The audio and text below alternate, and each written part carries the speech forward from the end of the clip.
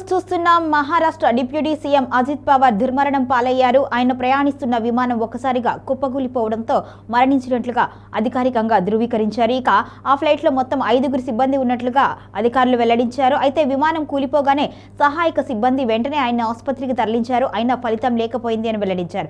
మొత్తానికి ఆ ఫ్లైట్ లో 2 పైలట్లు 2 సిబ్బందితో పాటు అజిత్ పవార్ కూడా ప్రయాణిస్తున్నారు. బారామతిలో జరుగుతున్న ఎన్నికల ప్రచార ర్యాలీలో పాల్గొనేందుకు ఆయన వెళ్లారు. ఈ నేపథ్యంలో ఒక్కసారిగా ఫ్లైట్ కుప్పకూలడంతో భారీ మంటలు చెలరేగి ఆయన దుర్మరణం పాలైనట్టుగా తెలుస్తోంది. మహారాష్ట్ర ఉప ముఖ్యమంత్రి నేషనలిస్ట్ కాంగ్రెస్ పార్టీ నాయకుడు అజిత్ పవార్ బారామతిలో జరిగిన విమాన ప్రమాదంలో మరణించారు.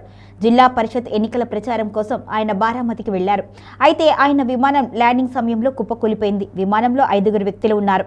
ప్రమాదంలో తీవ్రంగా గాయపడిన అజిత్ గంభీర్ బుధవారం ఉదయం 8:45కు మరణించినట్లుగా ధృవీకరించారు.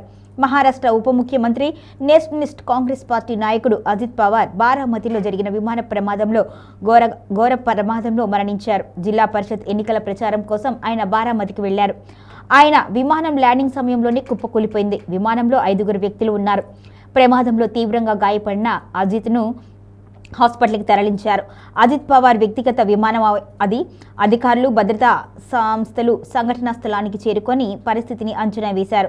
ఇక విమానంలో మొత్తం 5 ఉన్నట్లుగా వెల్లడించారు.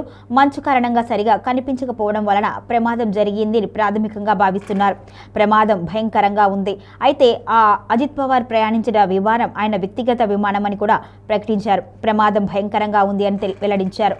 ప్రమాదం తరువాత ఆ ప్రాంతాన్ని మంటలతో పొగ కమ్ముకుంది. అజిత్ పవార్ ఈ ఉదయం ముంబై నుంచి బారామతికి ప్రత్యేక విమానంలో బయలుదేరారు. జిల్లా పరిషత్ ఎన్నికల కోసం బారామతిలో ప్రచార ర్యాలీ జరుగుతోంది. విమానంలో అజిత్ పవార్ వెంట ఆయన సిబ్బంది సహాయకులు ఉన్నారు. ప్రమాదానికి గురైన విమానం విఎస్ఆర్ నడుపుతున్న లియర్జెట్ 45 విమానం.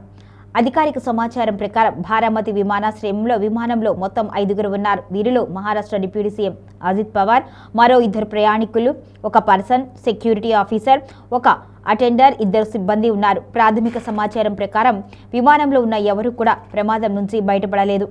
ఇక అజిత్ పవార్ తన మామ శరద్ పవార్ ఆధ్వర్యంలో రాజకీయాలను నేర్చుకున్నారు. అజిత్ పవార్ 4 శతాబ్దాలకు పైగా మహారాష్ట్ర రాజకీయాల్లో ప్రముఖ వ్యక్తిగా ఉన్నారు. ఆయన రాష్ట్రానికి 8వ ఉప ముఖ్యమంత్రి. వివిధ ప్రభుత్వాలలో మంత్రిగా పనిచేశారు. తన మద్దతుదారులకు దాదా అని ముద్దుగా పిలిపించుకునే అజిత్ పవార్ 1980లో తన మామ శరద్ ఆధ్వర్యంలో రాజకీయాల్లో ప్రవేశించారు. జూలై 22, 1959న జన్మించిన అజిత్ పవార్ రాజకీయాల్లో గొప్ప ప్రభావాన్ని చూపారు. 1982లో స్థానిక రాజకీయాల్లో ప్రవేశించారు. ఇక మహారాష్ట్ర రాజకీయాల్లో అధికారం, పార్టీ రెండింటిపైన బలమైన పట్టు కొనసాగించిన వ్యక్తుల్లో అజిత్ పవార్ ఒకరు. 1982లో అజిత్ పవార్ రాజకీయాల్లో ప్రవేశించి త్వరలోనే మహారాష్ట్ర రాజకీయ రంగంలో తన స్థానాన్ని సంపాదించుకున్నారు.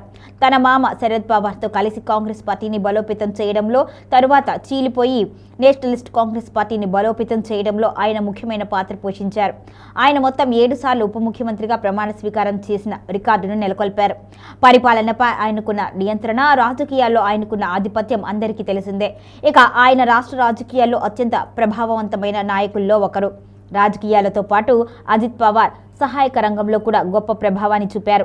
ఆయన మహారాష్ట్రలో సహకార చక్కెర కర్మాగారాలతో అనుబంధం ఉంది. పూణే జిల్లా సహకార బ్యాంక్ చైర్మన్గా కూడా పనిచేశారు. ఇక 1991లో బారామతి లోక్సభ స్థానాన్ని గెలుచుకోవడం ద్వారా ఆయన తన మొదటి ఎన్నిక విజయాన్ని సాధించారు. ఆ తర్వాత కొద్ది కాలానికే తన మామ అవకాశం కల్పించడానికి రాజీనామా చేశారు.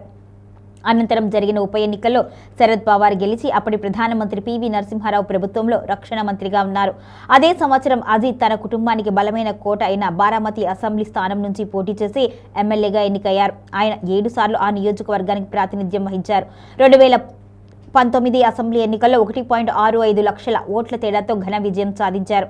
2023లో శరద్ పవార్తో విభేదాల కారణంగా ఎక్కువ మంది ఎమ్మెల్యేల మద్దతుతో ఎన్సీపీని టేక్ ఓవర్ చేసుకున్నారు అజిత్ పవార్. 6 సార్లు మహారాష్ట్ర ఉప ముఖ్యమంత్రిగా అజిత్ పవార్ బాధ్యతలు నిర్వహించారు.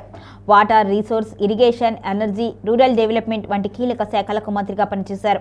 2010-12లో కాంగ్రెస్ నేతృత్వ గవర్నమెంట్లో డిప్యూటీ సీఎంగా ఫైనాన్స్, ప్లానింగ్, ఎమర్జెన్సీ పోర్ట్ఫోలియోలు నిర్వహించారు. 2019లో ఏర్పడ్డ రాజకీయ కారణంగా బీజేపీతో జత కలిసి డిప్యూటీ సీఎంగా ప్రమాణ స్వీకారం చేశారు.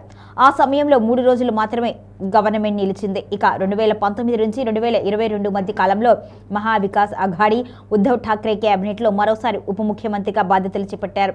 2023-2024లో ఏక్నాథ్ షిండే బీజేపీ గవర్నమెంట్తో మరోసారి డిప్యూటీ సీఎంగా బాధ్యతలు స్వీకరించారు.